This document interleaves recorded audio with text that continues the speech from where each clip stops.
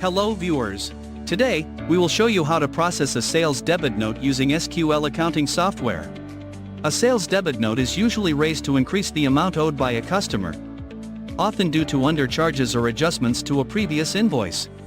Here is a scenario. A customer requested to purchase 12 tables from you, but the previous invoice only billed 10 tables. As a result, you undercharged them for 2 tables and the transportation fee.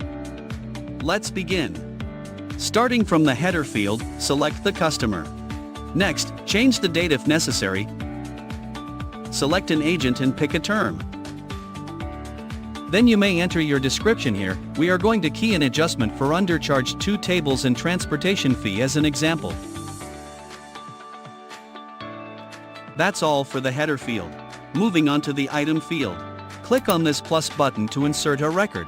Select the table's item code and key in its details.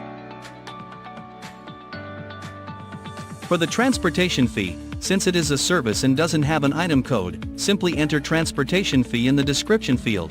Then, input the transportation fee amount. After you've done inputting data, click on Save. And that's it. We've successfully processed a sales debit note.